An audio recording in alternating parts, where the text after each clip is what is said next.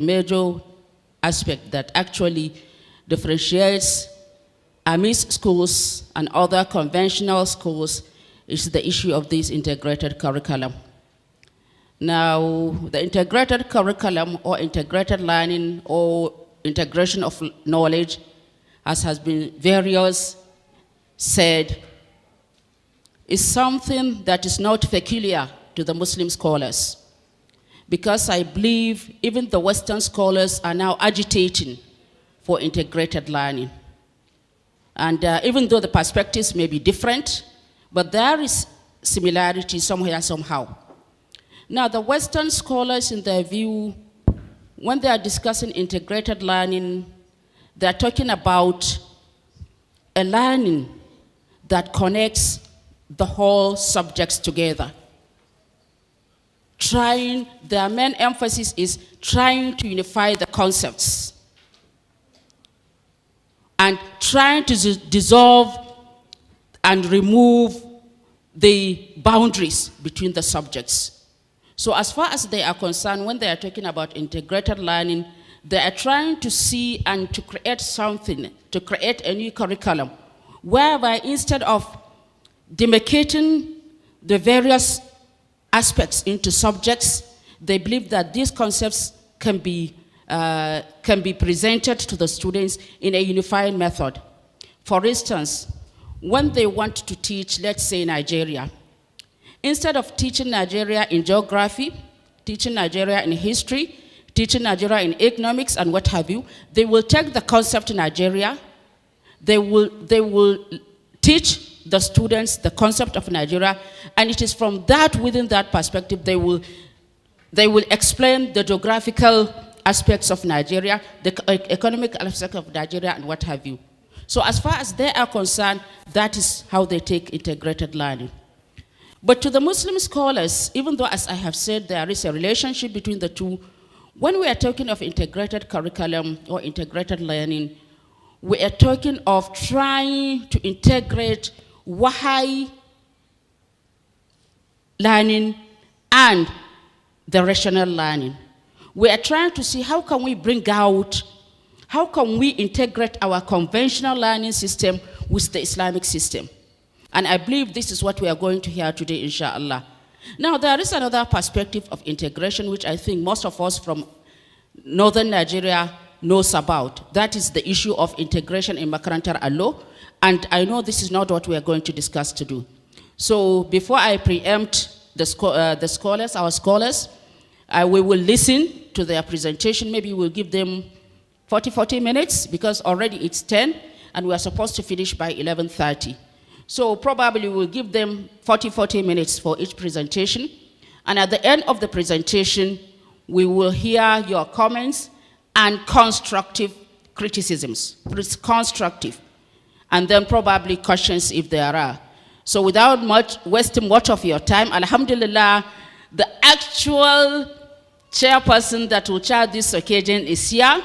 And therefore, I will hand over the microphone to my sister, my friend, my all-in-all, Professor Aisha Abdul, so that she'll come and continue chairing the session. Aisha, bismillah. Please.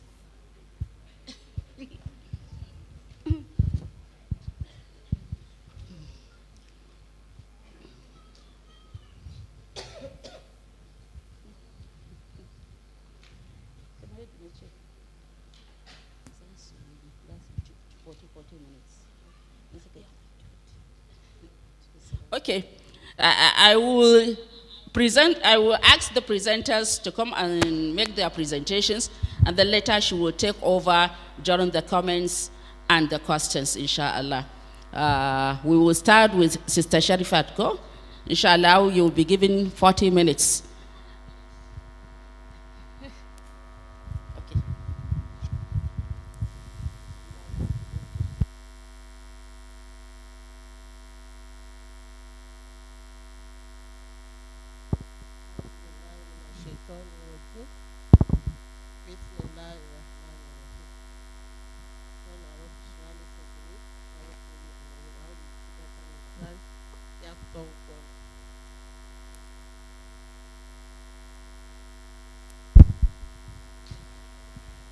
Subhanaka la ilma lana illa ma 'allamtana innaka antal alimul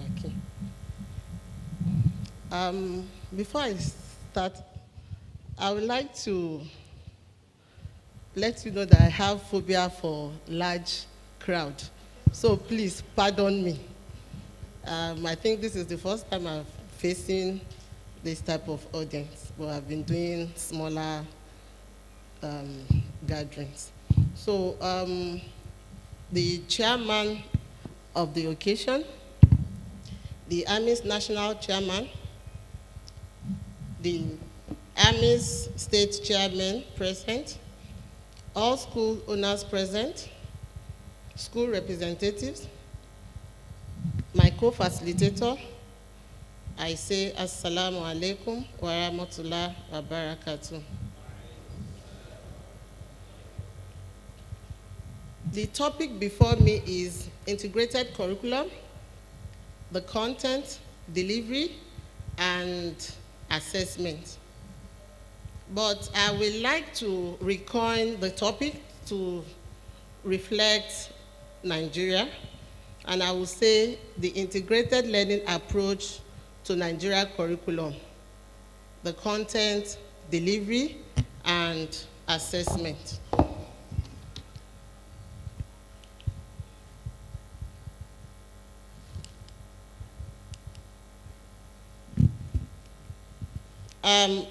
I'll be looking at the major concepts in the topic, such as integrated learning, curriculum, delivery, content, and assessment. What is curriculum? There are so many curriculum experts that have actually given different definitions to curriculum. One of them is Tyler in 1956. Tyler defined curriculum as all of the learnings of students which is planned and directed by the school to attain its educational goal. Another curriculum expert is Taba. He said curriculum is a plan for learning. MacDonald in 1965 stated that curriculum are those planned endeavors which takes place prior to the instruction. We have so many of them. We have Richmond, we have Berchamp, we have Saylor, and some others. But what is my own concept of curriculum? The curriculum is from the word cur, which is a Latin word, and it means race course. That is runaway, a runway on which you pass through to reach your goal. Having this in mind, and with other definitions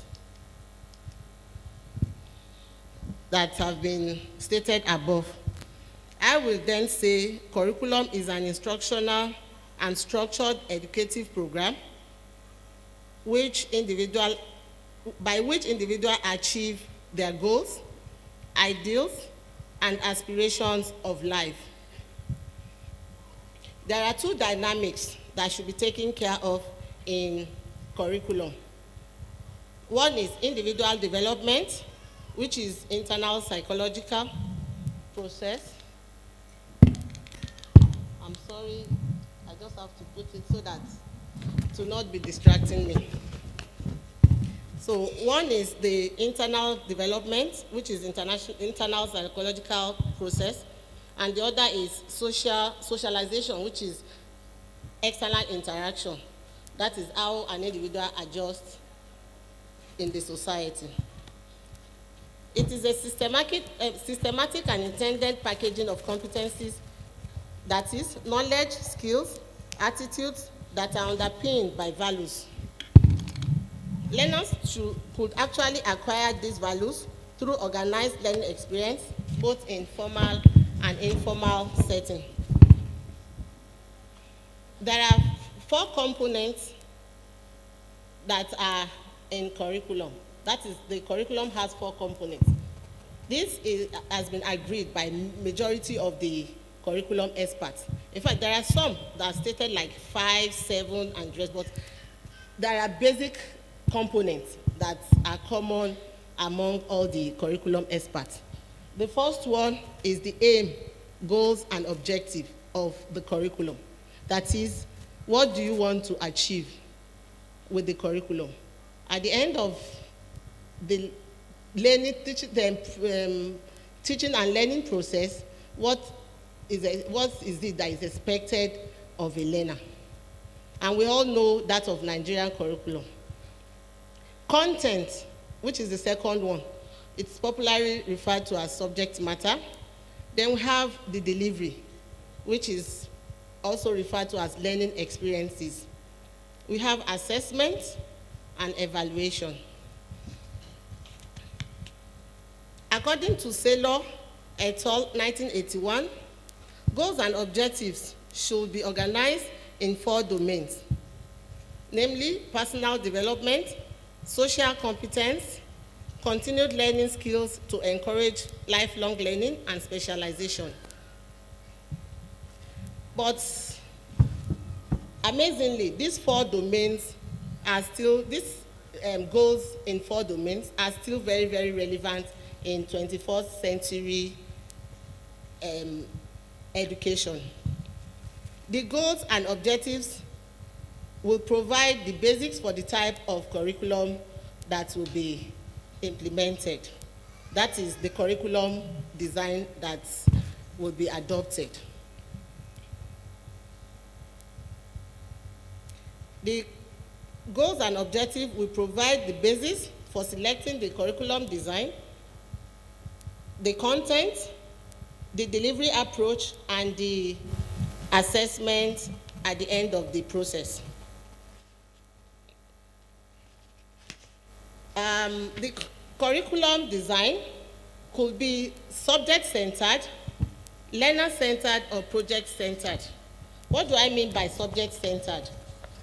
The curriculum will be geared towards subject. It will not consider the individual differences in the learner. It is on the basis of subjects. Whatever concept you have will be under a particular subject, and other concepts will be embedded in subjects. It could be that a concept might appear in different subjects, but it is organized in subject-based method. And that is what we are actually operating in Nigeria. Then the second design is the learner-centered approach. The learner-centered approach revolves around the student's need, interest, and goals.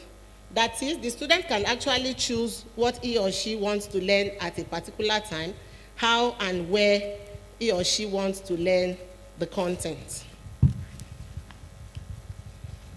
The third one is the problem-centered. The problem-centered approach revolves around proactive solution of problems.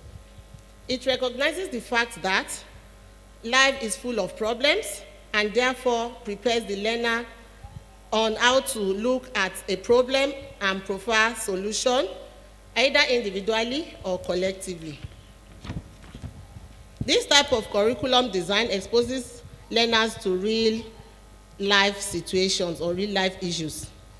It increases relevance of the curriculum and develops creativity, creative thinking, collaborative skills, and critical thinking skills in the learners. Then curriculum content. Curriculum content is the collection of basic ideas, facts, concepts, theories, principles, and generalization to be acquired by learners in order to achieve the overall aim of the curriculum. Content of the curriculum should always be in line with the goals and objectives of the curriculum or curriculum design of the educational system in the community that is giving rise to the curriculum. That is, it should be very, very relevant. The content of the curriculum can come in different forms. It can come in audio form, text, video, or softwares. That is 21st century content. It should respond to the intellectual need of the learners and their characteristics. That is the learner's characteristics. Be it ability, be it learning style, even age of the learner. It should include elements that can develop their cognitive, psychomotor, and affective skill. It should consider the ABC of learning. What are the ABC of learning? We have the A, that's the audience. Who are the audience? The learners. The level of the learners should be considered. The ability of the learners should be considered. The learning style, though some people still say there is nothing like learning style, but at different stages, at least, if it's not at the input stage, at the processing stage can be considered, or at the output stage. So the learning style of the learner should actually be considered. But if you really package your material well, it will cut across all the learners. That is the visual learners, the auditory, and the kinesthetics. A multimedia approach will be very good. It should consider the behavior of the learner. That is the expected outcome at the end of the learning process. The condition. That is the environment of learning. And it should also consider the environment in which the knowledge will be applied. The degree of learning, that's the scope. To what extent should the content be? You cannot give the content of SS3 students to GS1 students. It's out of place. They may be able to get some messages from it, but they will not be able to really comprehend and, utilize it properly. This will take us to some things or some factors that we'll consider when organizing the curriculum content. I will start with the scope. As I've said, the scope is the breadth and depth of the curriculum. That is, how deep is the curriculum. If you want to teach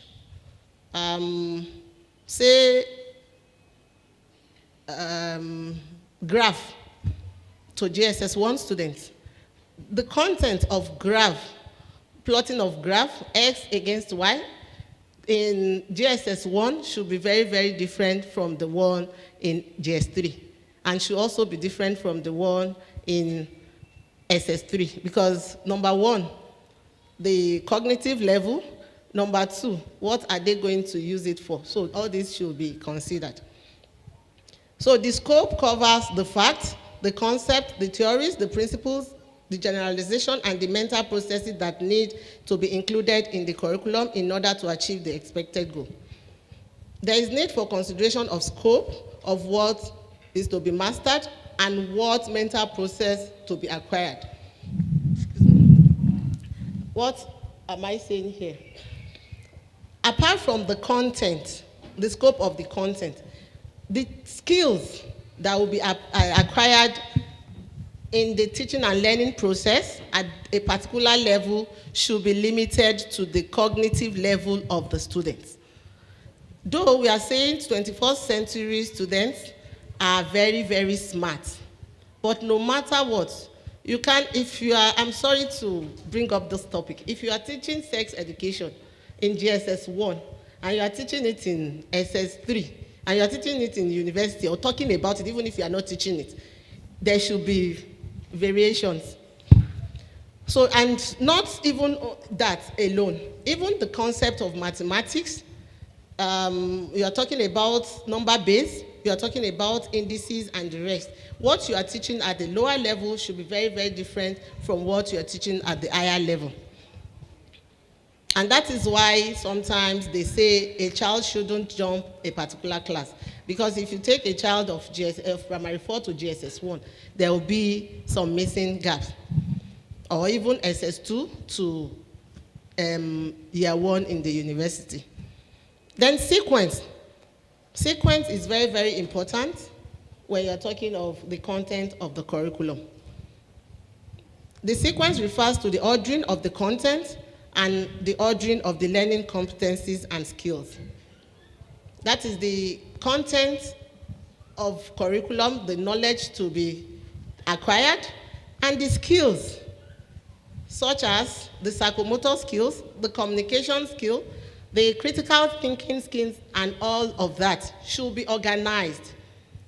The manipulative skills, all those skills should be organized in such a way that you should know that when you're presenting your materials, it should be progressive, from simple to complex, from the known to unknown, so that they can actually, put their cognitive mechanism into operation.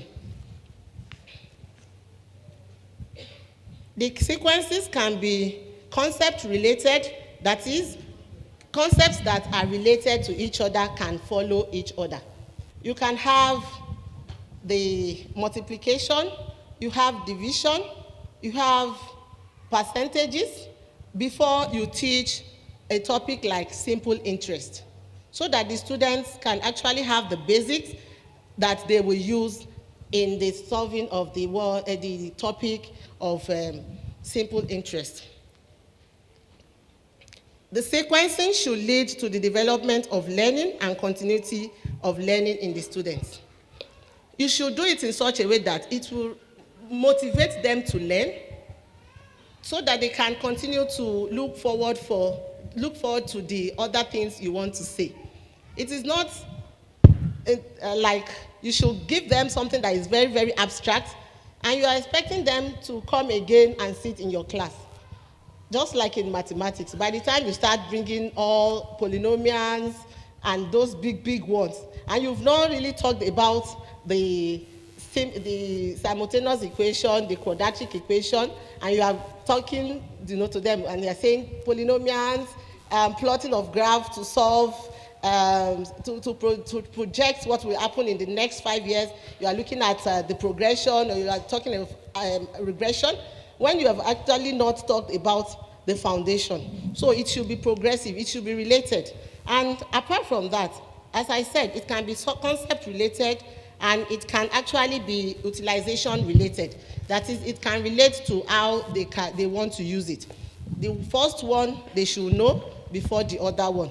For example, if you want to teach how to cook a particular meal, you can, I'm sorry, I'm not a very good person when it comes to cooking, but you can actually tell them, those materials that they need.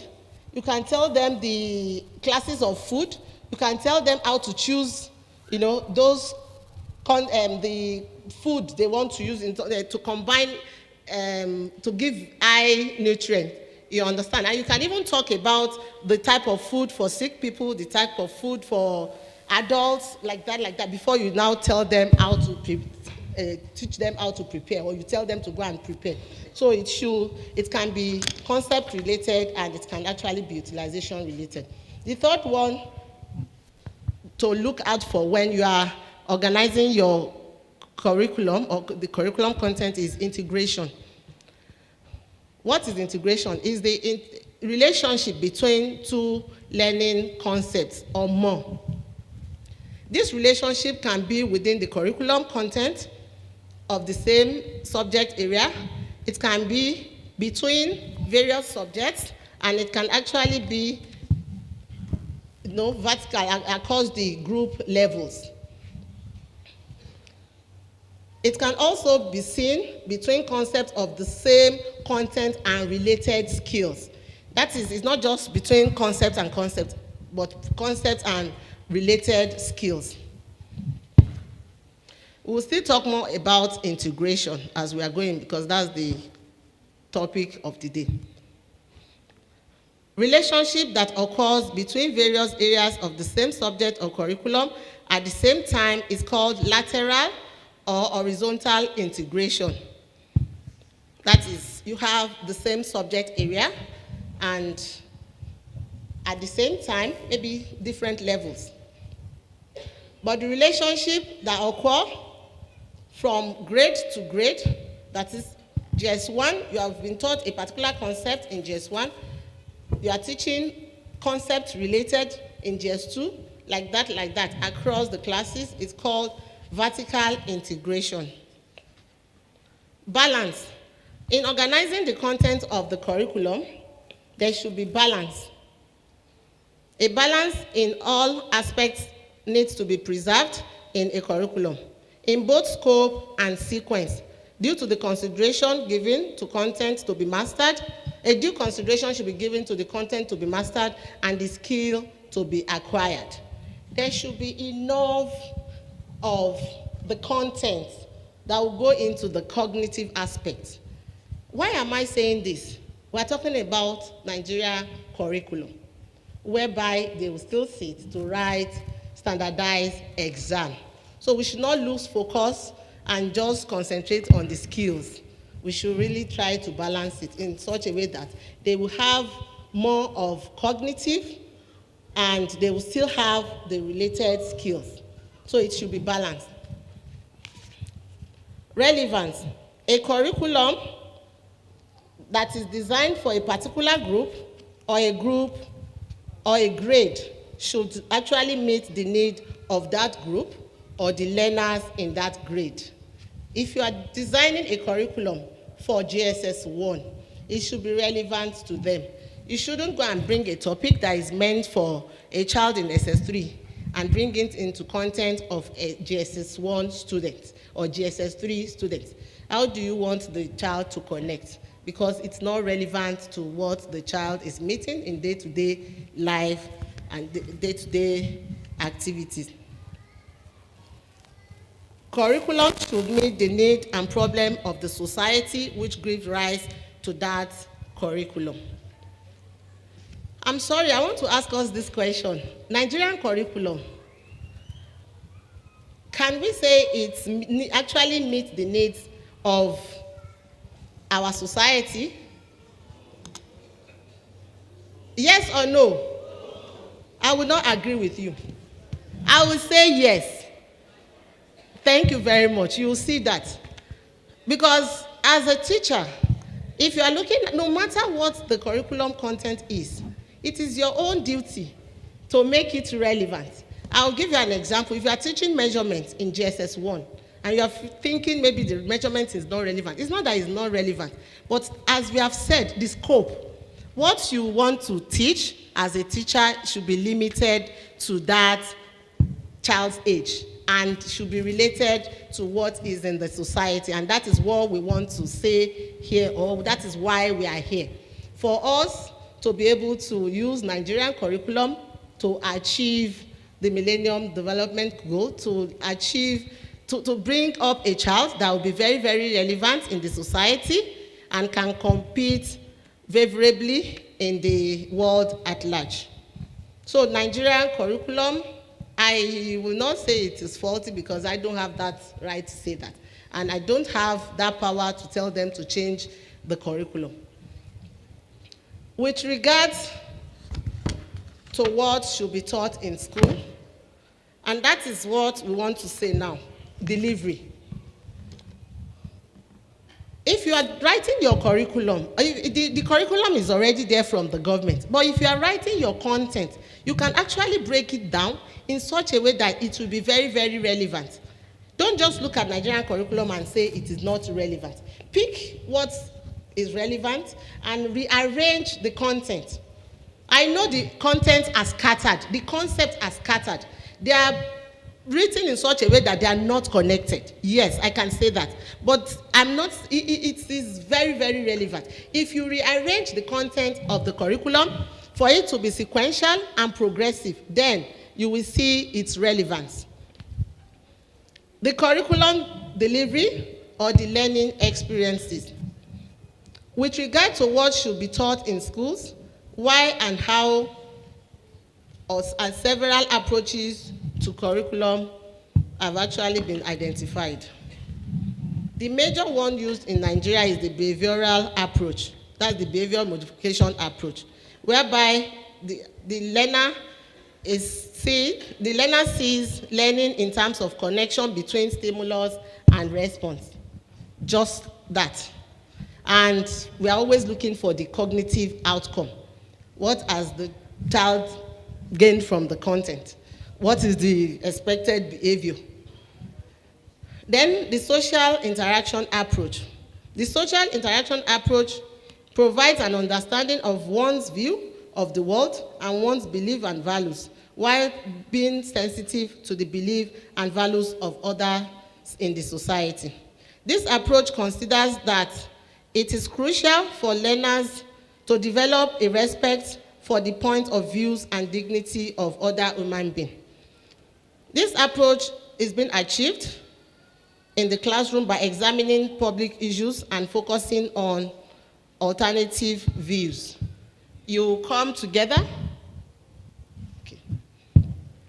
So the next one is personal development approach, whereby the approach is there to emphasize that individual should be allowed to construct whatever they want to learn. I don't think that one is possible in Nigeria's situation. So the integrated learning approach now. The integrated learning approach stresses the need to inculcate individual relationships among various forms of knowledge. As the chairperson has said, across the subjects, within the subjects, connecting to real life situations, connecting to the Deen.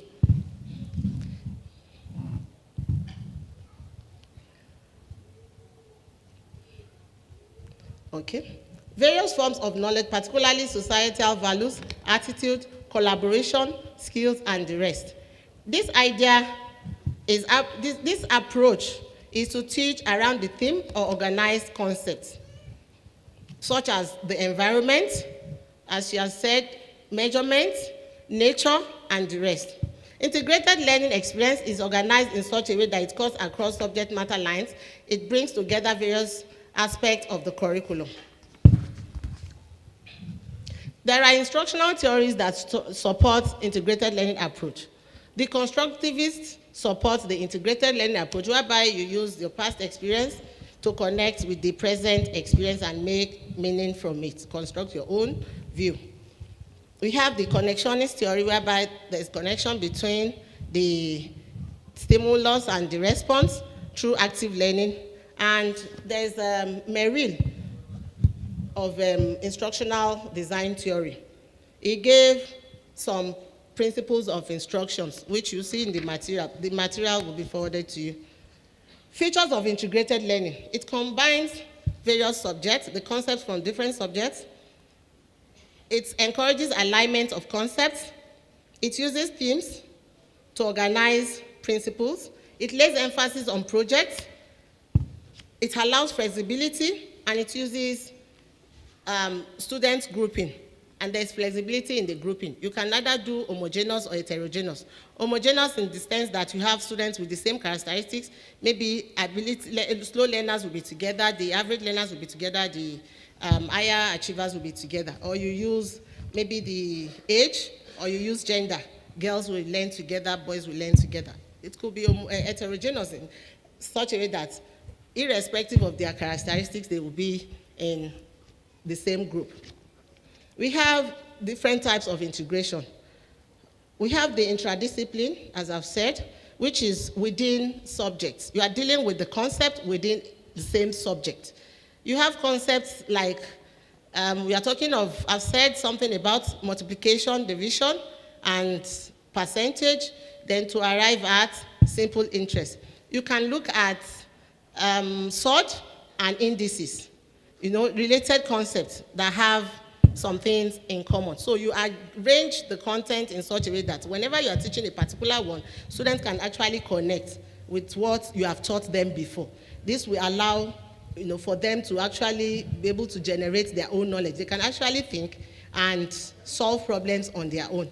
In fact, some students will do more of answer to questions. They can solve with that concept that you have taught them before. Then they can, after getting the answer, they can now interpret it in line with the new concept that you are. I remember when I was in school, whenever they give questions pertaining to sort, I usually use indices. When I get my answer, I put it back to sort. Then the second one, the integrated approach, as we have said, integration within subject, is also being called vertical focus or subject matter approach. It's also called curriculum articulation. Then we have another one, which is multidisciplinary.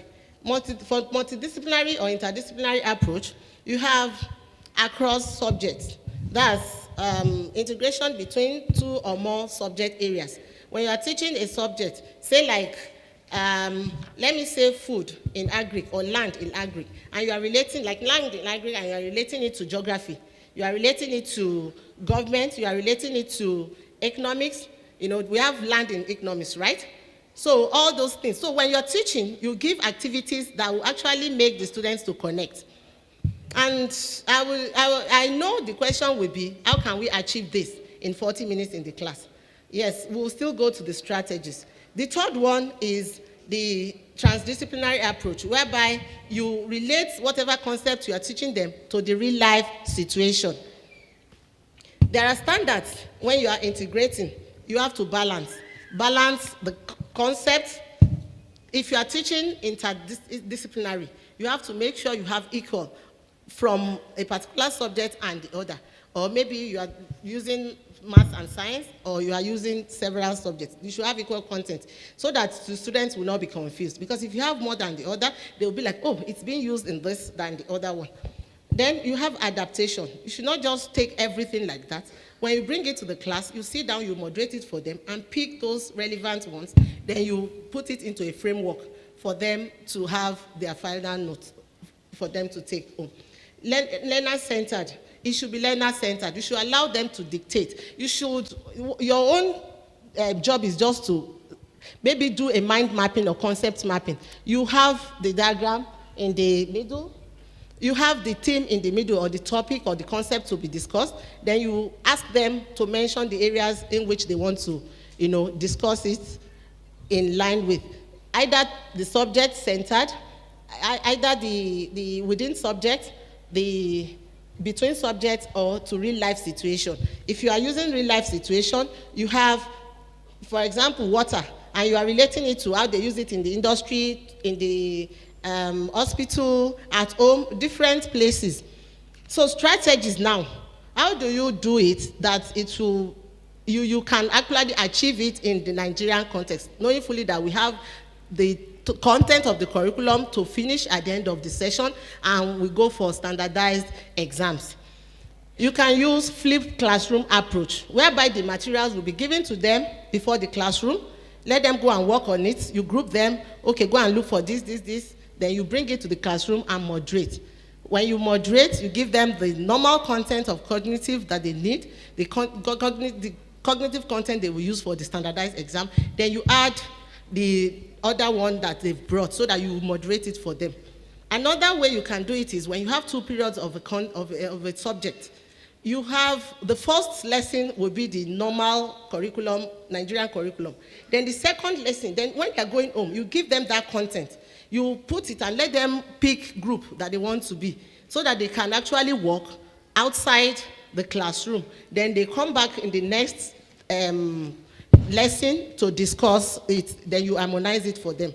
Technology integrated learning. That is technology enhanced integrated learning. There are so many tools can be used. Technology can be brought in as a tool. It can actually be brought in as the means. It can actually be brought in as the mechanism. Tool in the sense that you can use it to get your data. You use it, for example, if you are using camera to video a particular event, maybe you have told them to go and do documentary and they are using camera. You are using it as a tool. If you are using it to plot graph, to come and give report of what they have actually learned, you are using it as a tool. You can use it as a means, that is the vehicle to achieve whatever you want to do. For example, you have virtual classrooms. You have WhatsApp. You can actually have a group whereby you do the teaching and learning in that outside the class. You can have the virtual lab and so on and so forth. Then apart from that, you can use it as mechanism. You can use it as mechanism to aid to facilitate the integrated learning. For example, we have simulations, we have augmented reality, we have virtual reality, and the rest. Creating integrated learning in the class. these are the like procedures, sort of summary. You have your learning objective, which is the content objective. You know, from the Nigerian curriculum, you pick the topic you want to learn. They have their own aims and objective. Then you can actually add your own objective to reflect the skills that you want them to actually get. Then you decide on the theme you want to use for the integration. You break it down to topics that they can actually identify with. Then you outline the knowledge, skills, and values for them to learn in that process. Then you web out the topic. That is what I've said. You can use mind mapping or concept mapping. You put a particular concept in the middle, whereby it will have the branches of where and what you want them to do on it. Then you organize, you share, you moderate it for them, and at the end of the day, you organize their submission and for it to become a framework that they can actually refer to when they want to read. You know, there are assessments. In assessing integrated learning, you don't just use standardized assessment.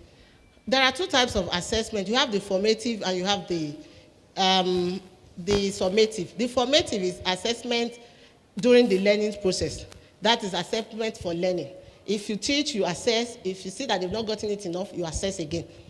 Then in this, you can use any type of assessment. You can use standardized, you can use dynamic assessment to assess them. In summative, that is the one you assess at the end of the process to know whether the students have actually achieved the aims and objectives of the lessons. In these two, you can actually use standardized or the formative assessment, and the standardized or dynamic, you can use presentation assessment too. When you have standardized assessment, these standardized assessment are assessments that are uniform. The same subject, the same questions, the same content, the same, no matter who is taking the exam. Just like we have our WAEC, we have at the end of the session, FCT schools, they usually write the same exams. So those are standardized exams. Then you have the presentation assessment, whereby they come and present the report or the project that they have actually carried out. Then you can use dynamic assessment. Dynamic assessment can come in two ways, as interventionist and interactionist.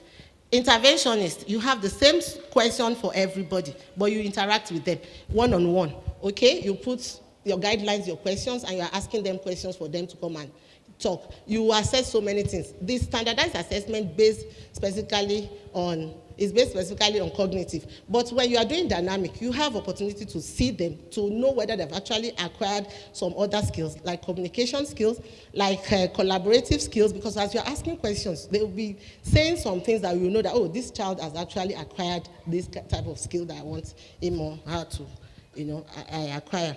Then the second one is the interactionist. That one, you are not using the same content to assess everybody. It depends on how this child is. You look at their individual differences. The higher achievers will be given very tough questions, not very tough, but complex in such a way that they really need to think very, very, deep before they can actually talk. But the other ones, the lower achievers, the students that are struggling, the ones with cognitive deficiencies, you come to their level. You ask them, let them be happy. Let them know that they have to actually learn something, even if it is not cognitive knowledge. But at least there are some skills that they have learned in that process. So, integrated approach, then there are technology assessments too. There are technology enhanced assessment, the computer-based learning, the computer-based dynamic assessment. You have the LPA, that's learning potential assessment, whereby you examine what the child can do on his or her own and what they can actually do when they are mediated by the peers or teachers. So you'll be able to know their zone of proximal development. Integrated approach needs proper planning. That's one of the, I can't say it's disadvantage, but it needs time. It's highly demanding. It needs teachers that are very, very creative to implement it. Then using standardized assessment purely for integrated learning, you may not really achieve what you want to achieve because other skills will not be assessed. However, if it is properly planned and properly implemented, it is student-centered, it gives holistic approach to the process of teaching and learning. It brings relevance and interest to the process. It facilitates the inclusion of real-life situations, and it enhances communication, collaboration, creativity, critical thinking skills and manipulation skills of the individual. According to Weson Wike in National Policy on Education 2013, he said our covenant with every Nigerian child is to assess the quality education relevant to the need of Nigerian economy.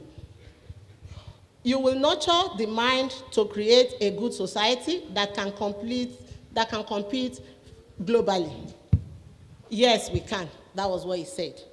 But I want to say, since we cannot change the Nigerian goal for education and we cannot change the Nigerian curriculum, then we should be able to adjust our learning objectives, that is the classroom objectives, and our learning content, the learning experiences, and the assessment of the learning process to reflect integrated curriculum or to reflect integrated learning for individuals to be able to function effectively and efficiently in the society and globally. Thank you for listening. Assalamu alaikum wa rahmatullahi wa barakatuh.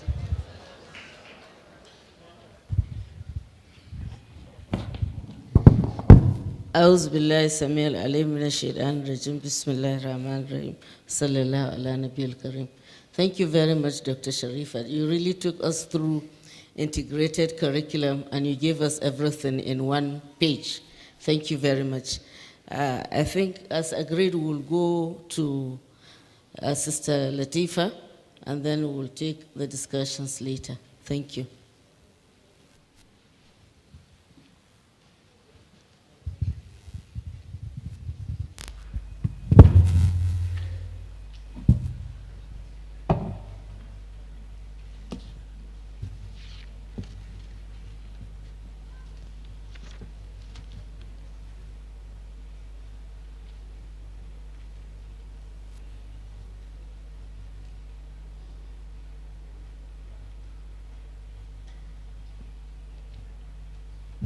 Assalamu alaikum, everybody. Good morning. I'll stand on existing protocol. When I was doing my postgraduate diploma in education, most of my colleagues used to say that the topic or the course curriculum is one of the most boring topics, in the education courses. So I'm really impressed that you're all here today to listen about the curriculum. Mashallah to everybody. So you can say mashallah to your partner, the one on the right, and the one on the left. Say mashallah for coming to listen about curriculum. Okay. And mashallah to me too for coming to give you the little bit I have. So I'll be taking you through the presentation outline.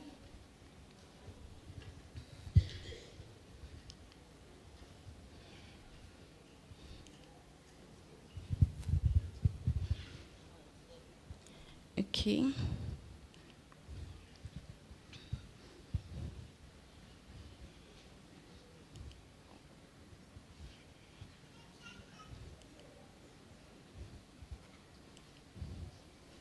I hope this thing moves fast enough.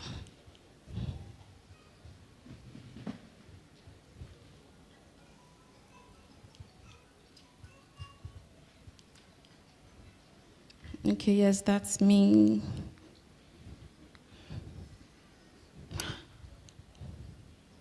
Okay.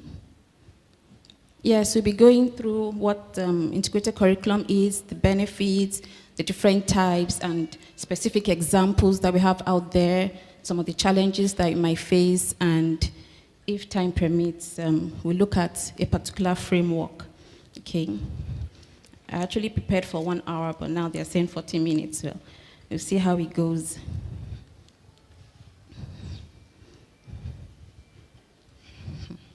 This thing. Okay, so school curriculum. What exactly do we know about school curriculum? How are we involved in it?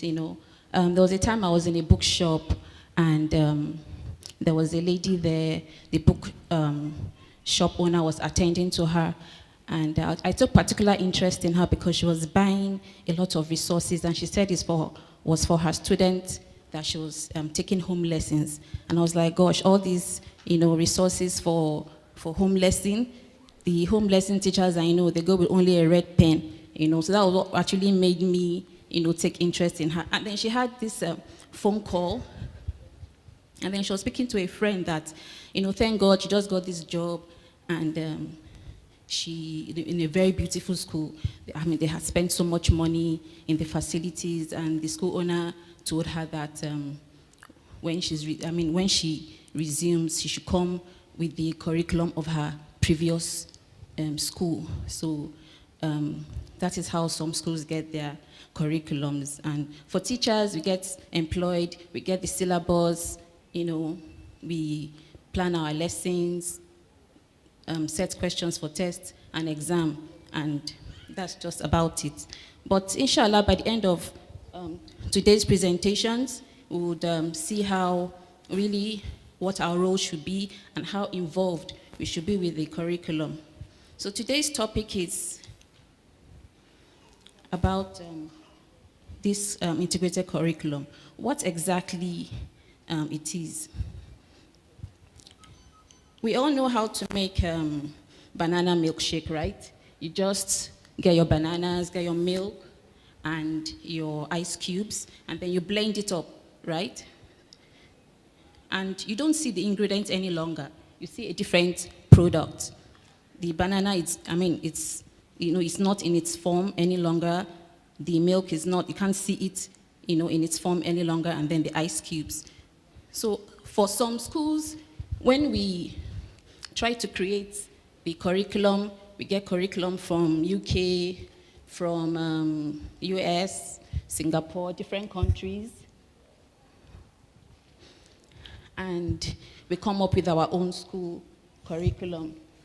So I would call that a blended curriculum.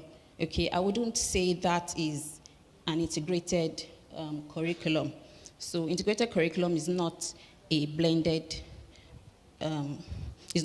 blended curriculum. So the integrated curriculum is not the curriculum. It's just, an approach you use to deliver the curriculum. So whatever curriculum you are using, be it Nigeria, the so-called, Nigeria curriculum, which, by the way, is, very packed full, it can be delivered in an integrated manner if you so wish to. And this integrated curriculum is mostly practiced in preschool and primary school.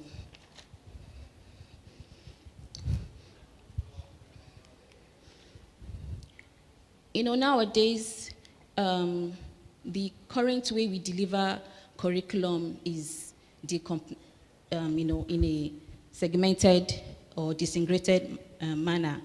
We just pump facts into these students. I remember when I was in secondary school, and I had to do subjects like biology,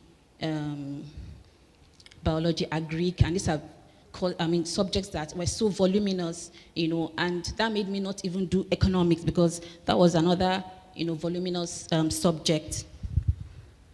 And I wasn't very good in memorizing, because to actually pass through this subject, you have to do a lot of memorizing, and I had to resort to doing mnemonics, okay, for me to remember most of these facts.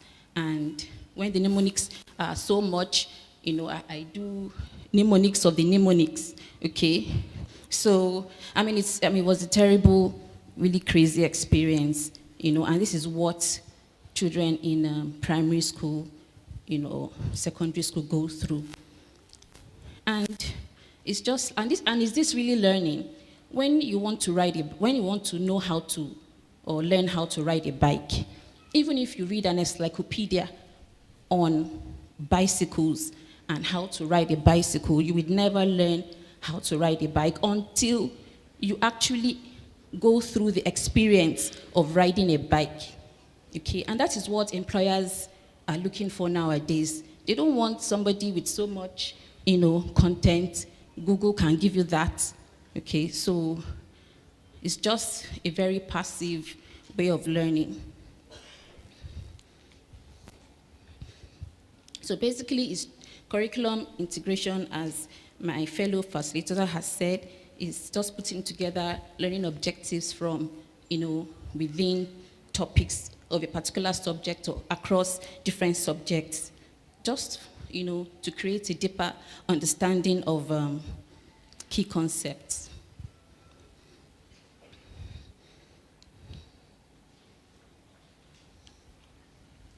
So this is just a little example of what an integrated curriculum can look like. You have, an issue that is being discussed, and then different subject areas come into play.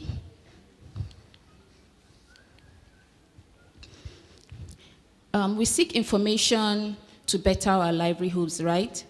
And our daily lives occur in interconnections. It's interconnected. For example, when we're cooking, we're not only dealing with the mathematics of cooking, like measuring the ingredients. You're also, learning about, you're also being involved with the particular category of food the food ingredients belong to. You're also looking at, okay, the sources of this food, which part of the country or the world this food comes from, and even in the agric and all of that. So lives are interconnected. So it only makes sense that when we are delivering knowledge, it should also be presented in an interconnected way.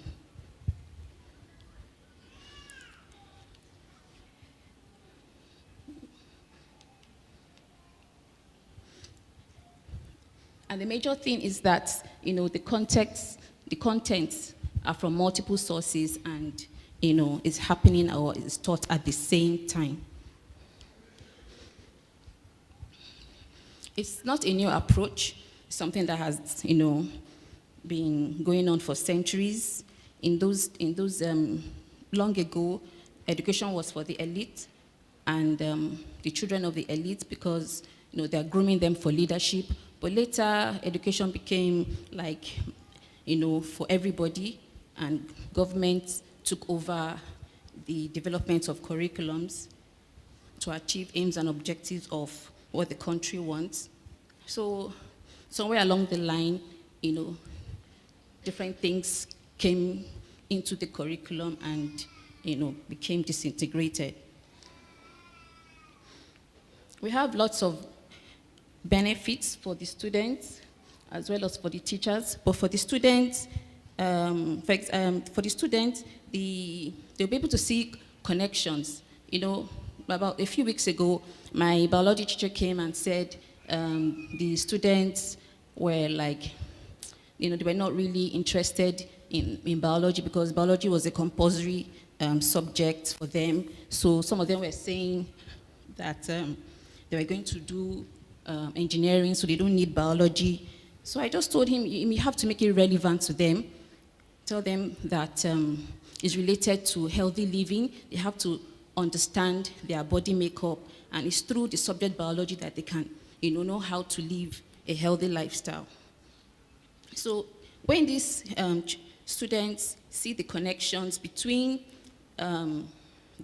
what they're learning and in the real world, it motivates them to learn.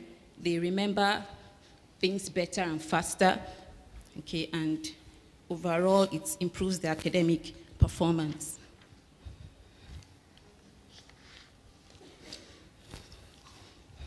For teachers, there are lots of benefits for teachers. I did my first degree in microbiology, and I did my internship at Lagos University Teaching Hospital. And honestly, that was when I discovered that I couldn't do this kind of thing forever, because you go to the lab, they bring samples, blood samples, sputum, and all those specimens, and then you go through the same procedure. You can't even be creative about the test. You have to do exactly the same thing. And it was so boring, and I knew that, this was not for me. But in teaching, you're allowed to be creative, you make your resources, and add your own things. You're allowed to be creative, and there's a lot of flexibility. So in integrated curriculum, the same thing, because you're bringing in different things from different subjects. So there are lots of flexibility.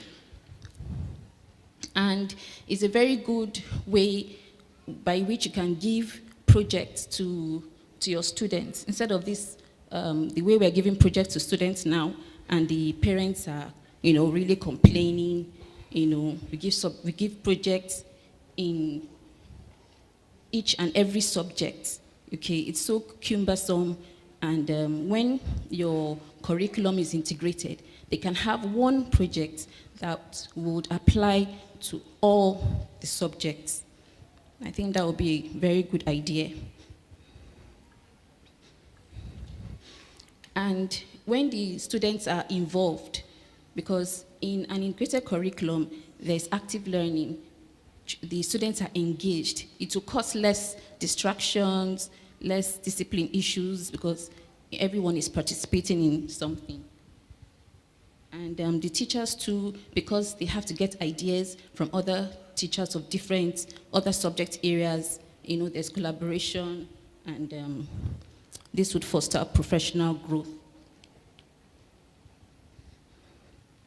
So now to the types of curriculum integration. When it cuts across several subject areas, it's labeled multidisciplinary. When it's within a subject area, different topics, but within a subject area, it is intradisciplinary. And then when it goes beyond, the subject areas, is labeled transdisciplinary. And we'll start with the multidisciplinary integration. It's done in 3 ways, so we take each of them. Fusion.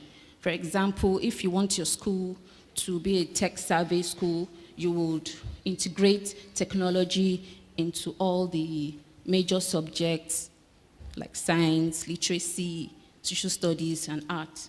For example, in art, you'll be doing more of, using softwares like Photoshop for the children to design, things.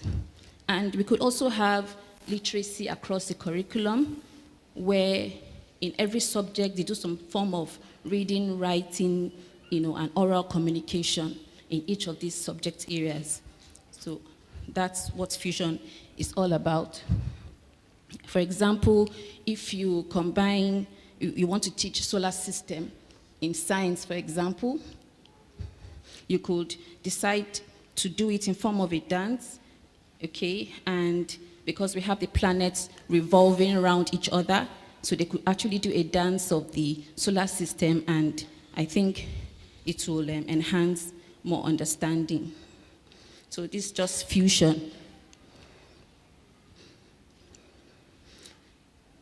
For learning centers, it's just having different areas of the classroom representing different subject areas, okay? And that's why sometimes the ideal thing is to have your curriculum before you start building your school, because if you're going to have an art center in your class, definitely you need a sink in the class, and it will be provided for.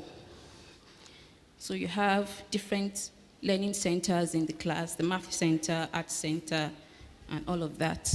Then for the primary, you could do it in a way where if you have this A and B, for example, primary 1, A and B, A class can be a math and science class, and then B class can be literacy and social studies class. So you have your displays in one class of math and science, and in the other class you have displays and resources for only social studies and literacy, instead of having each class having all the resources for all the subjects. And each of these centers is, it allows the students to explore a topic, in one particular subject. So for the theme-based, still under multidisciplinary, it's just having a particular, theme, and then incorporating it in all the subject areas. So quickly move on to intradisciplinary. This is within a subject area. You do your integration just within one subject area, but every subject area has different topics, different categories. You do your integration within that one subject area. For example, in language, you do your reading, writing, in an oral communication together, not separately like, we're used to, you do grammar separately, you do comprehension separately, you do your essay writing or composition separate, and they're not even connected, okay? But in an integrated curriculum, you integrate everything together.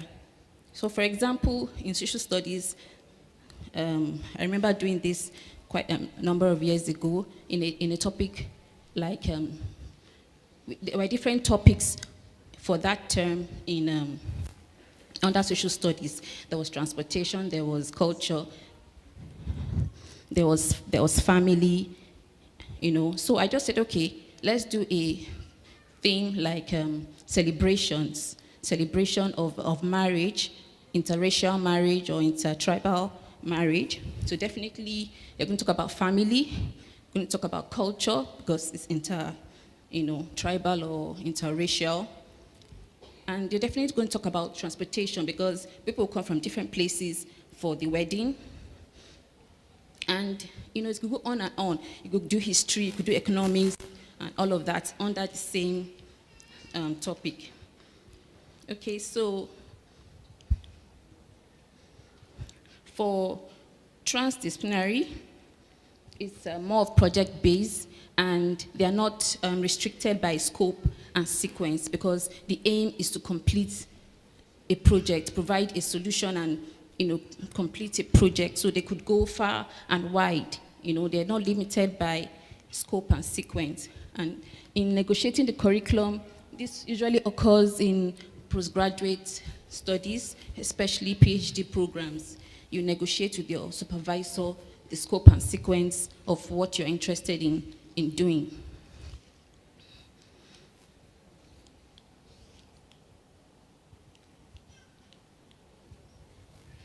Okay, so let's dive into the examples of integrated curriculum in each of these different schools. In Islamic school, I will not really say much of that because I'm sure in the other room they'll be discussing more of this. But there has been this debate about how debate on Islamization of knowledge, which direction should it take? We have some people saying Western education, or secular education or general knowledge. It makes the Muslim children to neglect their Deen because the Western culture is embedded in it. And also, on the other hand, we have people saying the Islamic education is only, attends to religious matters. It's not educating children on how to be an engineer or something like that. But I think it's, now people are saying, there shouldn't be any segregation. We should have it, integrated. And two organizations have actually tried to produce one. We have the ICRA Educational Foundation and the International Board of Educational Research and Resources, headed by Yusuf Islam. And they actually produced one called the syllabuses, but when I went through some of the materials, this was done a very long time ago, and it seems to have been abandoned. I don't know, because the website has not been updated since 2007, and it seems to be partly integrated, because what I saw was for each of these subjects, they tried to bring in quotations from the Quran and Hadith to support the topics. but it's still a good starting point for us.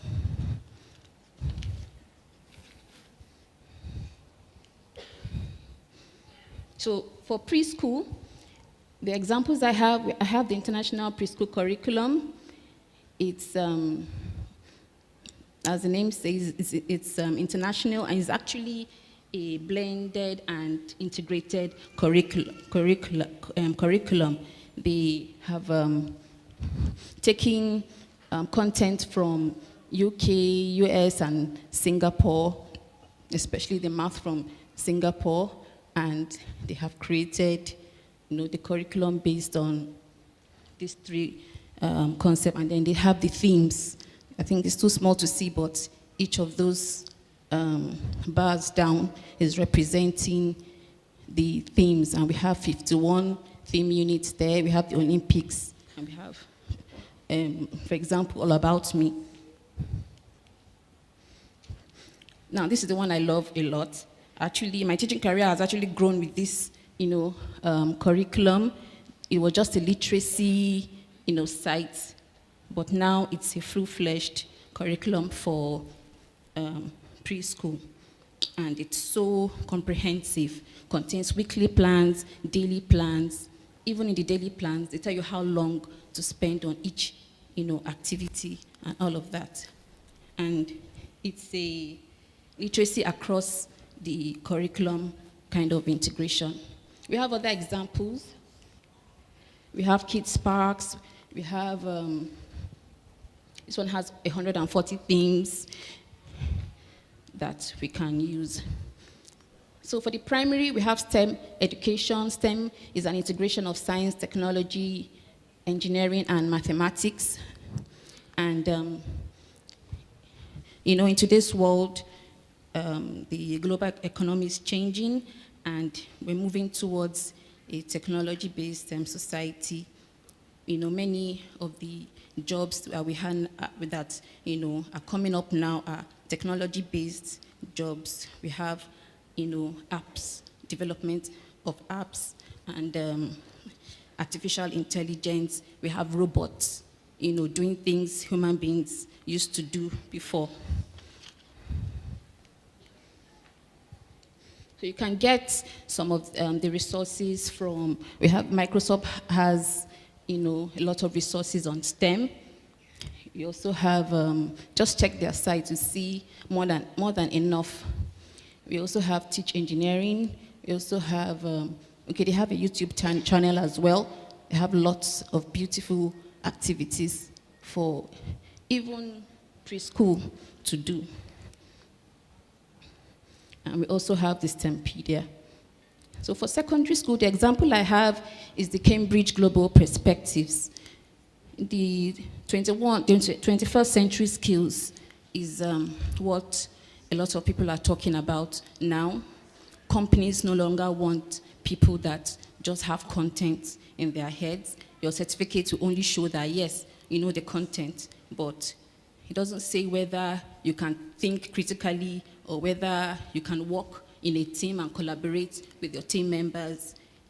So companies, a research was done, and they were asked, what are those skills? What are the top skills you look for in people that you want to employ? And these soft skills were, top the list. So schools now are trying to integrate the 21st century skills into their curriculum.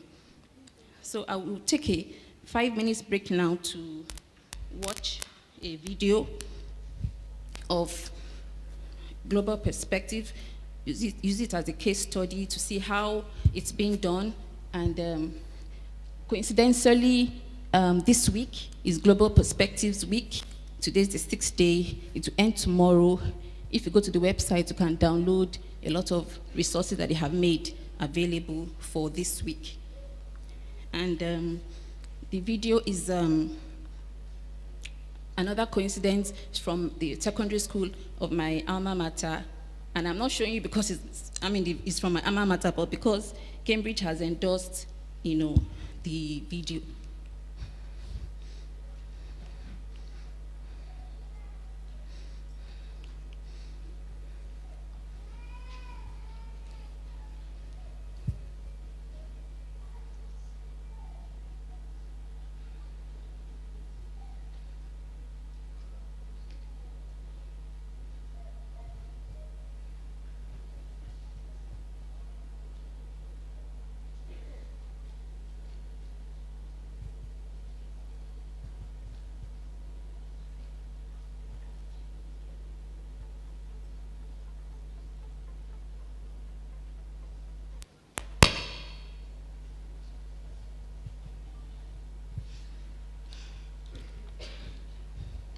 just for us to have an insight into how it can be practiced.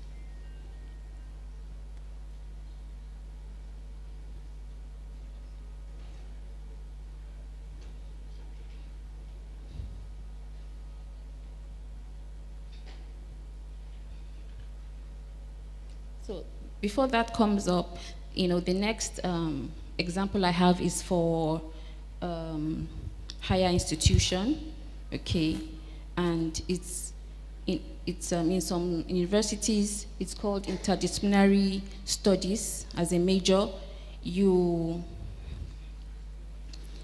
It's a customized degree. Some people want to study something that the course is not existing in a particular university, and they want to, because of the vision they have for the kind of work they want to do in life.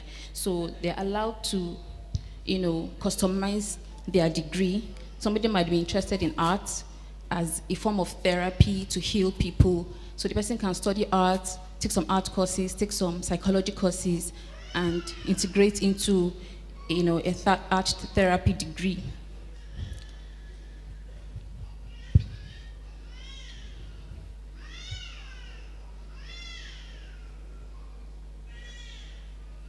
Okay. Definitely we face some challenges in practicing integrated curriculum, but challenges are there for us to overcome. Nothing good comes easy, and some of the challenges are the planning. It's very demanding, but we don't need to reinvent the wheel. We can start from the ready-made ones that are already available, made by experts in the field anyway. So from there you get used to the system, then you can start adapting it to the environment in which we are in, and the resources available. I think, but the most challenging issue is resources. To practice integrated curriculum, you need a whole lot of resources, but you can still overcome them by improvising, making use of what is available. You can modify some of the activities to be able to, carry it out.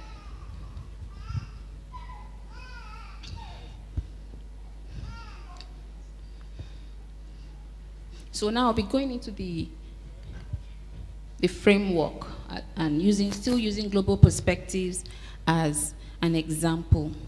In global perspectives, the skills that are being developed are research, analysis, evaluation, reflection, collaboration, and communication. 6 soft skills. And these skills are used to deepen their understanding of, concepts. So the emphasis is not on the content from whichever subject area that is being, treated, but the skill, this soft skill that they want to develop. Are we having it?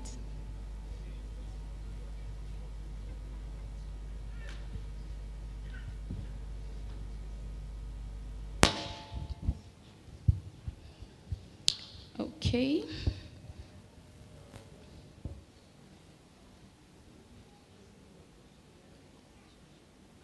So research, for example, you want to develop research skill in your students.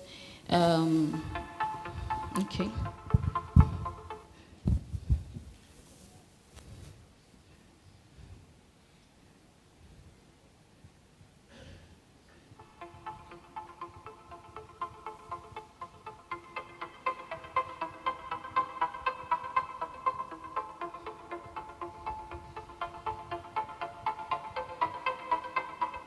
My name is Chidima Shoniro. I teach in Corona Secondary School, Amara, Ogun State, Nigeria. I'm a Nigerian. I take geography and global perspectives. It's very exciting because global perspective is something we are all living with. It's something happening all over the world. If you talk about conflict and peace, for instance, several countries of the world are at war today as we speak. A lot of communities are fighting. We have the ISIS issue. We have, terrorism in different parts of the world is affecting everyone. Good morning, class.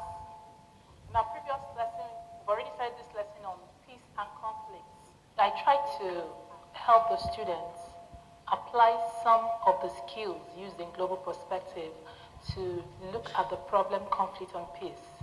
You saw them doing collaboration, using group work, working together to find a solution. They were given individual case studies, the previous class we had, so they went back, researched on that case study. It was their findings that they were trying to put together during that group work. So we teach them to collaborate, we teach them research skills, how to actually go about, find out solutions to problems, raise questions, and use those questions to provide answers or possible solutions to that particular problem. So the conflict and peace, I tell them, today we focus on the local or national perspective.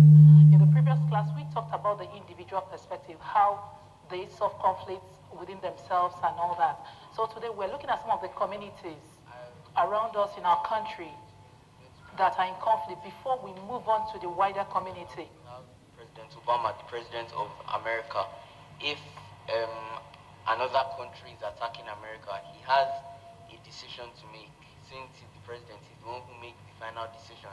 He has to decide if he's going to send the troops to attack the country or if they are going to stay back. Whatever decision he makes, it's going to affect the whole of America and other countries because it can start a war, it can get people angry, and America is one of the biggest forces in the world, so anything they do affects others. Okay, thank you very much. Aguleri conflict. Now that group work was for them to put down their ideas on paper, using multimedia, mind map, whatever they wanted to do. You like one of the groups, some people were drawing pictures, some were using charts to represent what they have in mind. So in global perspective, we try to use the 21st century skills. We try to make students use these skills when they work, like collaboration, critical thinking, creativity, oral communication, whatever. They just bring out the real person in them. We just guide them while they do most of the work. All they are very important because without the classroom layout, the ambience, you have to structure the class in such a way that it suits what you want to learn. For instance, the class we had today, because the students are meant to work together, they sat in such a way that they can work without moving around. I would like to say that these skills are very important because I see them as lifetime skills. There is no skill they're developing while learning global perspective that will not be useful to them as adults tomorrow. Is it collaboration, working together with other people? That's definitely what we do in the workplace. You meet different people with different temperaments and you have to learn to have a relationship with them.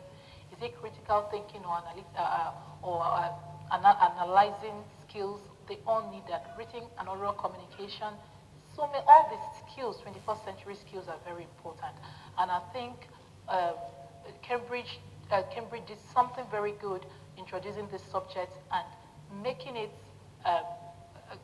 encouraging teachers to help students to acquire these skills because that's what will help them to fit in globally anywhere in the world without feeling as if they were denied of something useful. So I think it's just going to help them to be all-round global citizens. Okay, thank you. So I'll quickly finish up. So you can see that for a teacher to actually teach the curriculum in an integrated way, you need to be a jack of all. You need to know about a lot of things, but of course you still need to have mastery of one subject. Don't only read about your subject. Go on YouTube, read blogs and articles, go through news channels so that you can get lots of ideas to bring into the class.